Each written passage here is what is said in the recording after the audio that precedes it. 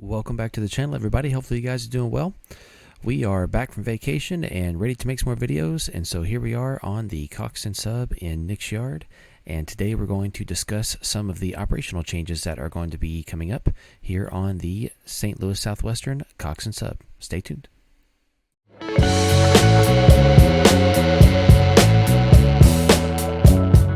Alright, so I figured we would start today by talking about some of the changes that we're going to make in Coxton. These are not necessarily very big changes. They are, however, some changes that do need to be made for the sake of relatability, relativity, and also just a bit of house cleaning.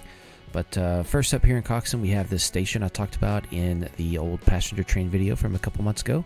I am going to be downsizing this considerably. I'm not going to be changing the engine terminal or maintenance track area back there in the background, nor will I be making any changes to Nick's yard. But also, if you look just up to the right from the station, kind of up into the top right of the screen, you see a track that kind of goes off into the distance and stops. That's because there used to be a yard there, and I'm going to figure out some other use for that. Not quite sure what that's going to be just yet, but I'm going to use some of that dead space there for probably some operations of some sort. But that's coming up in the future as well. Also here in Coxton, we're over on the Louisville and Nashville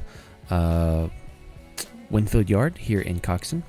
And what I have decided to do is, instead of just having a local come in from the Louisville and Nashville and work a few of these industries and do some interchange with the St. Louis Southwestern and then depart, I'm going to keep that train. But instead of having just that train, I decided that what I would do as well is I would use this yard here because it's got about 4,500 to 5,000 feet of track space as the terminus for the reefer train that I mentioned a few videos ago that I wanted to consider putting in. And what this train will do is it will come from the north end of the route on SP tracks and make its way down here to this yard. It will terminate here in this yard, and then the reefer cars will either go here to Night Perishables, which you can see we have the docks already done. We don't have any of the industry itself finished yet. It also will ship some reefers off over to the Santa Fe interchange on the left. And of course, there will be a lot of reefers that go over to the St. Louis Southwestern or Cotton Belt as we know it. And the Cotton Belt Nick's yard there is in the background behind the second grain terminal. So that's going to be a big change. It's going to add another train that can be run, especially for those of you guys who like unit trains. This will be right up your alley. Another change that we can see here that I'm going to make is how we use this oil terminal. So originally, this here is essentially the Mississippi River. Originally, my plan was that I would use this oil terminal as a place to load oil onto tank cars. Up to about 20 tank cars at a time is all that the terminal will fit. And then once you get about 3,000 feet of tank cars over there in Nick's yard, which I'll cut over there to that scene here in just a minute, then basically you would put together an oil can train and you would head up north to Johnsville to a refinery. What I have decided to do instead is I have decided to remove the refinery from Johnsville, and I'll go over to Johnsville here in a little bit and talk about that in more detail. And so as a consequence, this oil can train is going to be loaded here, still 20 cars at a time, in Coxton, and then it will be shipped off the route to the north to SP tracks, either to Little Rock or, pretty much anywhere beyond. But the SP tracks on the north end of this route basically head up to Little Rock. So that's another operational change. We'll create another unit train, but also will allow that unit train to travel a little bit further and eventually go off route, which will be nice. All right, now here in Nick's yard, you can see the track on the left where we have all the black tankers. That is where we will stage the loaded oil cans. And so basically, once this track fills up, you'll need to put a few locomotives on it and send it north, as well as a caboose, of course, because we are modeling the 70s. And this will be an exclusively Southern Pacific or Cotton Belt train, whichever set of power you want to run. Right now, I'm mostly using Southern Pacific power because there's not a lot of Cotton Belt stuff out there. There's even less Cotton Belt stuff that is on the download station or not, third-party payware, which I'm trying to stay away from. So in my own session, I'll probably get some of the JR Cotton Belt engines as well as some other things to use. But for the session I send out, I probably won't have any of those in there. But yeah, this will be the location here on Track 9 in Nick's yard where you can load up the oil cans and get those headed north. And essentially, trains as they come south, they will bring tank cars with them, you're more than welcome to throw some tank cars over here to be sent out to the oil terminal to be loaded. But honestly, the best way, in my opinion, that I think this would work, just my humble opinion, is that the unit train would come back south. It would terminate onto this open track, and then of course the port job could take bits and pieces of these cars each time it runs. You know, if you take 20 tank cars in and pull 20 tank cars out, it'll take you probably 4 runs of the port job before you build one of these unit trains. So not too bad.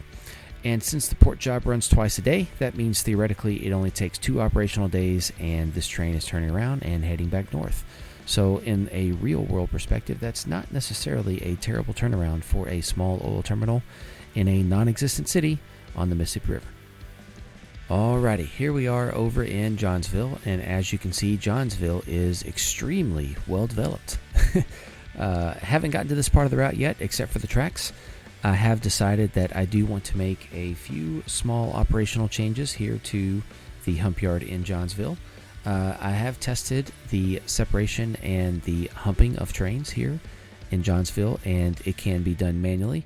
If you'd like to go through the effort to set up all of the CDE tools that you can find at CDE Trains, then of course you could make this where it's automated. I have not gone through the effort to do that yet, although I have a friend who I know uses CDE assets and swears by them. So I might eventually get to that. It's definitely not a priority. For now, I just hump the cars manually. It's still faster than level switching. But the way this yard works, it has 12 tracks here kind of on the left side of the screen that are outbound tracks. So those tracks are only used for trains that will be leaving at Johnsville. And then it has 15 tracks on the right to the other side of the little dirt road there. Those 15 tracks are used for inbound cars that are going to different industries actually just different industries here in Johnsville. And the reason that there are 15 tracks here in Johnsville is because there are a lot of industries. Now, as I decide to make some of these operational changes I'm about to discuss, I might actually change up which side is which, depending on, tracks and things that I need. I'm probably not going to do any changes to the actual track work itself, but rather just to what those tracks are used for. And then on the far left here, where you see these box cars, the wood chip car, and a couple of covered hoppers and things, that is the arrival and departure yard. And so there, it's got 6 tracks for about 9,000 feet total of trackage. Not too bad. Since we're running 3,000 foot trains here on the sub, basically your manifest trains would come in from the north. They would terminate here, get broken down, and then you would build your locals and way freights and all that stuff that runs across the route. So we're only modeling about 60 miles. We don't need to run 10,000 feet manifest all the way across the route, so we don't have the infrastructure for that. All right, this currently is the industrial setup in Johnsville. So just to the bottom here of the screen is the steel mill. If you move further down towards the bottom, you get back to the hump yard over there. So we have a steel mill. I'm going to be keeping this steel mill. It's not exactly a large one. I did use, of course, the steel mill assets that you can get off the download station. But this is definitely not like a Bethlehem steel or anything like that. It is going to take coke and lime and iron. You can source pretty much all those materials on the route, or you can bring in unit trains for that. It's up to you. And then it will ship out coil. It also takes in scrap. And of course, you can ship out like flat stock or pipes or things like that if you want, ingots, those kinds of things. Now, some of the changes that I am going to make, however, I am going to completely eliminate the refinery.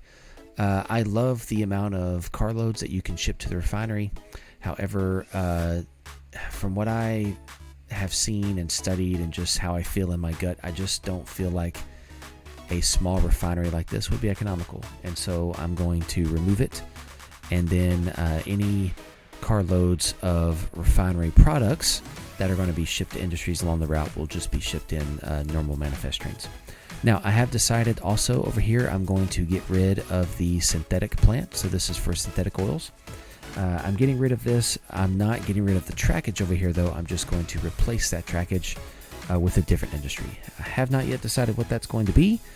So I'm still going to keep the 4 tracks. Definitely probably 2 inputs and 2 outputs, but I have not yet decided what that will be. I just know that I don't want to ship a ton of coal loads here just to be turned in some more oil loads. Once again, I don't have the scale here that I feel like you would need to model that in any sort of realistic size. Things like that just are not economical. Really, they're not economical much at all, but they're definitely not economical unless they're done on a massive scale, and I just didn't want to commit the space to that, honestly. All right, also, we have an ethanol mill. I am keeping the ethanol mill. Ethanol mills don't have to be very large. They also don't have to ship and receive unit trains. But the ethanol mill does have enough yard space to receive a short unit train of grain, up to about 4,000 feet or so you could fit here. And then, of course, you could unload those, and then you've got your tracks for loading the ethanol, shipping out the feedstock as a byproduct, and also if you wanted to ship out carbonated water, as a form of disposing of the CO2, you could do that as well. I know that most ethanol mills pump out the CO2 in pipelines. That's fine. Here we can happily just ship out CO2 and ship it to some food processor somewhere, or to the Coke company, something like that. It's up to you. And then also, just over here, we have a grain terminal. So for this one, I'll actually get off the map view because this industry is, at least structurally, it's put together. This, I am going to increase the yard space here and make it where this can receive unit trains. So most of these buildings here that you see on screen will be staying. I just, of course, need to add the finer details. I've just got everything roughed in. But this is a grain terminal for, I believe I designed this for loading grain into boats to go down the river. I do not believe we are sourcing grain here. I put this here, if I remember correctly, because there are like 6 different places on the route where we can source different grains. And so I wanted this to be kind of like a catch-all terminus where you could really just kind of ship anything you want. So this will give you the option to bring in unit trains from off the map, either from the Santa Fe, the KCS, the Southern Pacific, or the Louisville and Nashville, because those are our 4 connecting roads. And also, of course, you could build your own unit trains however you wanted to in Coxton or something, or build in, you could ship those here as well. So I probably would only run a unit train probably from the Santa Fe up to here. And then other than that, I would have it just, switched out by the Johnsville local. That way it can receive some of the corns and grains and wheats and barleys and all the stuff here that we supply on the route. And then this 3-track little area here is for cleaning out the hoppers to be used if they need to be changed over to a different product service. That's what this area is for. So got that modeled in there as well. And operationally, I think this is going to add quite a bit more flexibility. It's not going to require me to make a lot of track work changes, which is good. I don't want to kind of change up a lot of the track work. I really want to use what I have. It just, necessity and scale and all that kind of things. I just realized I just don't have the space over here for all these massive industries. And that takes me back over here to the Johnsville Hump. So since we're going to be cutting out some of the big industries, I might end up using the 15 tracks here as the outbound tracks and the 12 as the inbound. It will just kind of depend on once I make my final decisions and get some things updated, some traffic flows modeled and all that kind of stuff. I'll have a better idea of any changes I need to make. But for now, here is the plan. So right now we have 12 outbound tracks, and the plan is to have 2 tracks for the southbound manifest, which leaves from here and goes with 1 stop at Bellary before it gets to Coxton, where it terminates. We also have 2 tracks for the Brockwell local, which serves the towns of Moscow, Castlegate, and Brockwell. And then also we have 2 tracks for the southbound way freight. This train runs once a day. It's the manifest that runs twice a day. So basically, if you fill up these 2 tracks, that's 3,000 feet of train. You would therefore load that up, and then from there you would send it out. And then if you continue to fill it up, then that would be where you run out the second one. So technically, I've planned for 2 southbound manifests and 2 northbound manifests each day, or each operational day. So of course, if you don't get that much traffic, you don't need it. And then this leaves me with 6 tracks here to use for building the outbound manifest, which will run north to the Cotton Belts hump yard in Little Rock. So they did also have a hump yard in Pine Bluff. I decided that I would rather go ahead and just say that trains from this sub go to Little Rock. Only because Pine Bluff is close enough to where this is. Theoretically, that this hump yard wouldn't exist. So since the hump yard does exist, we're going to say that we ship only to Little Rock. So what this does, 6 tracks here at $1,500 each gives us a 9,000 foot train. So this allows you to actually build a 9,000 foot train here in Johnsville and run it north. I would not recommend running a train that long south because there is not a single siding anywhere that could hold that train. But, you know, as long as you get everybody else out of the way, that would be fine. But you could run it north, terminate it, and then that also allows you to clear out a lot of cars off the route and bring in a lot of cars. So 9,000 foot manifest is probably going to bring in 120 to 150 cars probably, depending on the size. So, you know, that's pretty good clearance for one train. And, you know, if you needed to, you could use that to clear out several. So pretty much a lot of the cars that you'll source here or load here on the route will probably need to be shipped on the Southern Pacific. So you'll want to tag them as such and then ship them up here to be put on these 6 tracks and to be shipped north. So once again, if I end up changing my mind, I will talk about that some more in the future. But for now, these are some of the big changes in the operations coming up on the Coxton Sub. And now that I'm back in town and vacation is over and I finished up another course of grad school, I'm going to get my butt back over here and get to work making some good videos for all of you guys. So thanks for hanging out and staying tuned. Please make sure, if you haven't, to subscribe and like the video. That would be awesome. Please leave a comment if you have any questions. I definitely enjoy seeing comments and answering those. And appreciate all of you guys who continue to stay subscribed and watch the videos and interact. I appreciate it very much. Thank you all, and I will talk to you guys soon.